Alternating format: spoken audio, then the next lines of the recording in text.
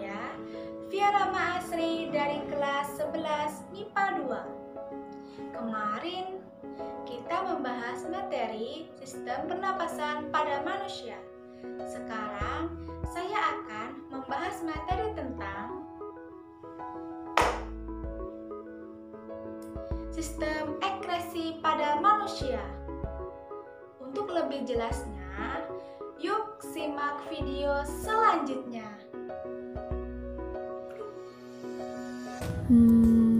Kalian pada tahu nggak nih, apa itu sistem ekskresi pada manusia?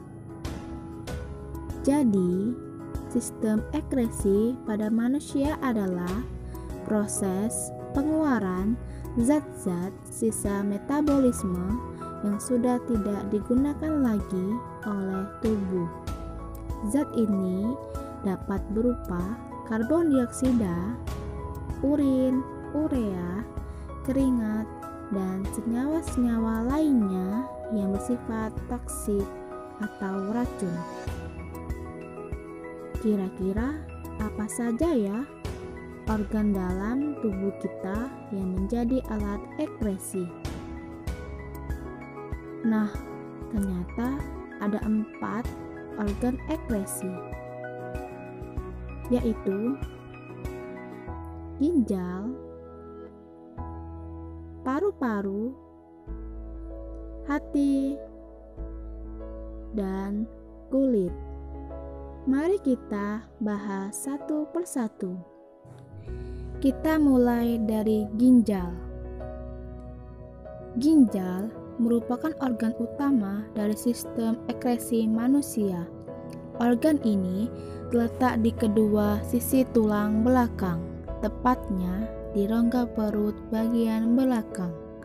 Ginjal memiliki bentuk menyerupai kacang merah dan berwarna merah kecoklatan. Fungsi dari ginjal yaitu 1. Mengekskresikan zat-zat buangan. 2. Menjaga keseimbangan air. 3. Menjaga tekanan osmosis. Dan yang keempat, menjaga pH darah. Setiap ginjal terdiri atas 3 bagian loh, yaitu bagian luar disebut korteks atau kulit ginjal. Yang kedua, bagian bawah korteks disebut medula atau sumsum ginjal. Dan yang ketiga, bagian dalam berupa rongga yang disebut pelvis renalis atau rongga ginjal. Di dalam ginjal juga terjadi proses mekanisme pembentukan urin. Berikut ini proses mekanisme pembentukan urin. Proses pembentukan urin terjadi dalam 3 tahap, yaitu filtrasi, reabsorpsi, dan sekresi. Cairan yang akan disaring oleh nefron dibawa oleh darah ke glomerulus. Setiap hari ada sebanyak 180 liter air yang disaring oleh glomerulus. Ini berarti bahwa cairan dalam tubuh kita disaring sampai 30 kali dalam sehari. Setiap saat, darah kotor melewati ginjal dan keluar menjadi darah bersih. Darah yang telah memasuki ginjal akan datang kembali untuk disaring setelah beberapa jam. Kapiler glomerulus sangat mudah dilewati oleh molekul air dan larutan kecil. Tekanan darah di dalam ginjal tinggi sehingga air menuju ke glomerulus. Komposisi hasil filtrasi yang masuk ke glomerulus adalah air, NaCl, ion bikarbonat, ion hidrogen, urea, glukosa, asam amino, dan sisa obat-obatan. Panah berwarna biru adalah aliran reabsorpsi, sedangkan yang berwarna hijau adalah sekresi. Pada tubulus proksimal terjadi reabsorpsi glukosa, asam amino, NaCl, air, ion bikarbonat, dan sekresi ion hidrogen dan sisa obat-obatan.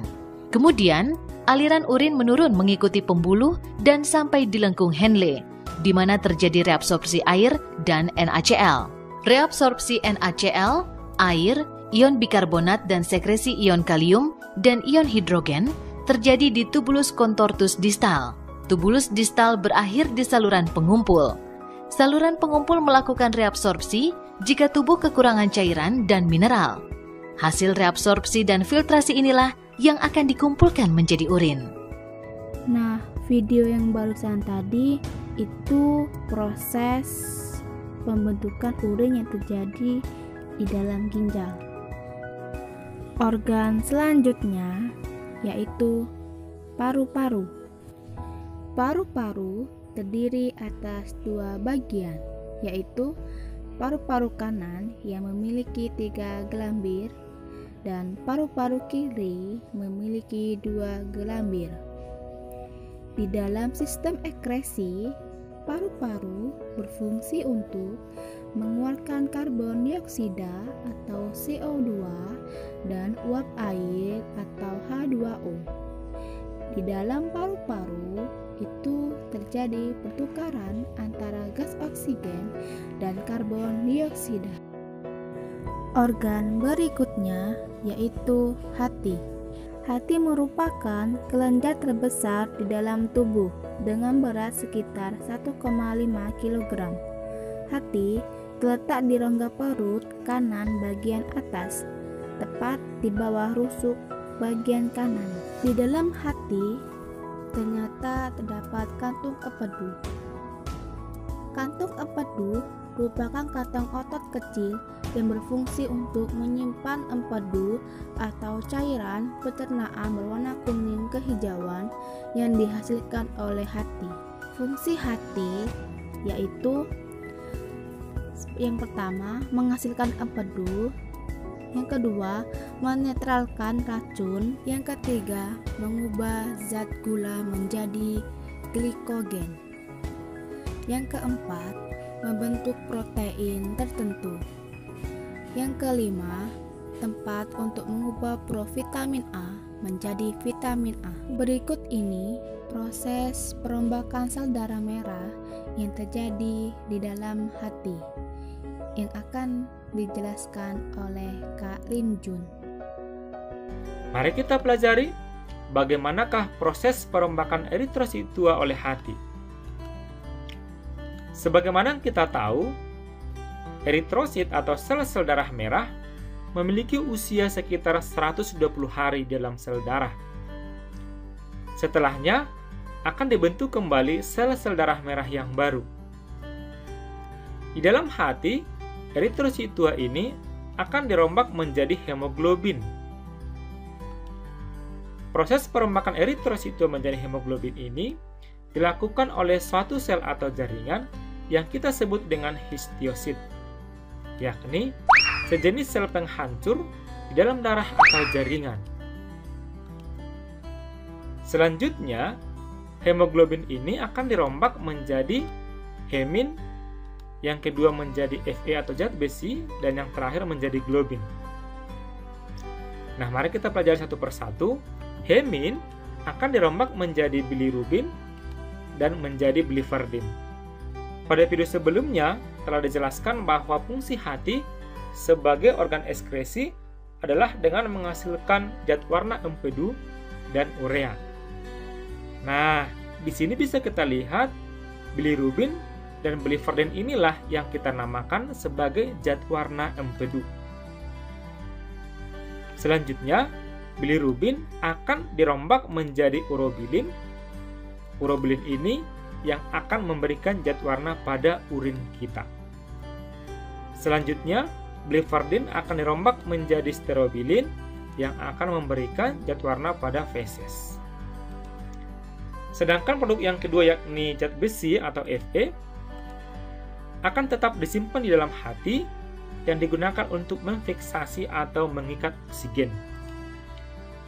Sedangkan produk yang ketiga yakni globin akan digunakan untuk pembentukan Hb atau hemoglobin yang baru yang berfungsi untuk metabolisme protein.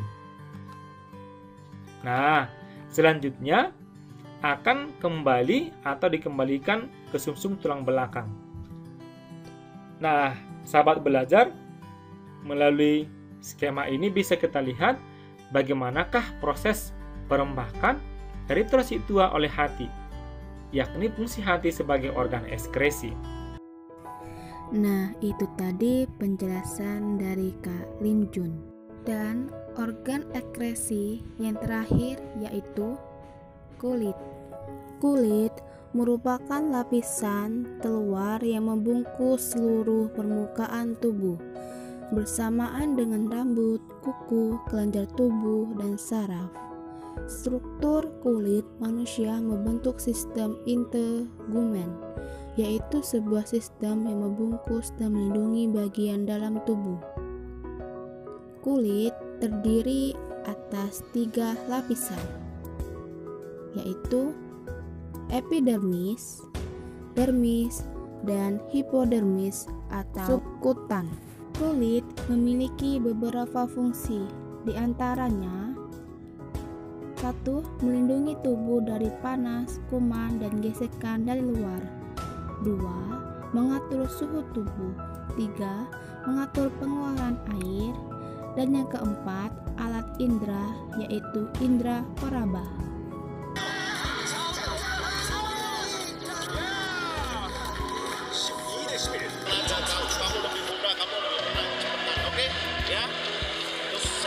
Setelah melihat beberapa kegiatan tadi, apa yang terlintas di pikiran kalian? Kenapa bisa berkeringat? Saat kita beraktivitas atau banyak mengeluarkan energi, biasanya tubuh kita akan mengeluarkan keringat. Keringat yang kita hasilkan ini tempat keluarnya melalui kulit. Bagaimana proses pengeluaran keringat yang terjadi di kulit? Berikut ini proses pengeluaran keringat yang akan dijelaskan oleh Kak Budi. Proses pengeluaran keringat diatur oleh hipotalamus atau otak. Hipotalamus menghasilkan enzim bradikinin yang bekerja mempengaruhi kegiatan kelenjar keringat. Hipotalamus mendapat rangsangan, misalnya berupa perubahan suhu pada pembuluh darah. Kemudian rangsangan ini diteruskan oleh saraf simpatetik ke kelenjar keringat. Selanjutnya, kelenjar keringat akan menyerap air garam dan sedikit urea dari kapiler darah dan kemudian mengirimnya ke permukaan kulit dalam bentuk keringat. Selanjutnya, gangguan pada sistem ekskresi. Yang pertama, gangguan pada ginjal. 1. Batu ginjal merupakan penyakit akibat pengendapan kristal kalsium fosfat menjadi batu yang menghambat pengeluaran urin. Yang kedua, diabetes mellitus atau kencing manis merupakan suatu penyakit yang disebabkan kurangnya hormon insulin yang ditandai dengan adanya glukosa pada urin. Yang kedua, gangguan pada paru-paru, diantaranya 1. Asma merupakan penyakit jangka panjang atau kronis pada saluran pernapasan yang ditandai dengan peradangan dan penyempitan saluran napas yang menimbulkan sesak atau sulit bernapas. 2. Asbestosis, yaitu penyakit paru-paru yang disebabkan oleh paparan serat asbes dalam jangka panjang. Selanjutnya, 3. Gangguan pada hati, di antaranya 1. Hepatitis, yaitu peradangan pada hati yang disebabkan oleh infeksi virus. 2. Kanker hati merupakan kanker yang bermula dari organ hati dan dapat menyebar ke organ lain di dalam tubuh. Dan yang terakhir, gangguan pada kulit, yaitu 1. Jerawat merupakan pada kulit yang berhubungan dengan produksi minyak berlebihan. 2.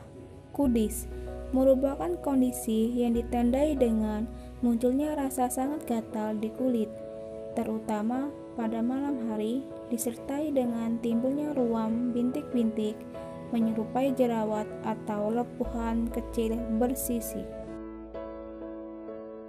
Selanjutnya, teknologi apa saja yang dapat membantu gangguan pada sistem ekskresi, diantaranya sebagai berikut, yaitu sinar laser, salep gatal, bedak gatal, dan pelembab kulit, dan masih banyak lainnya.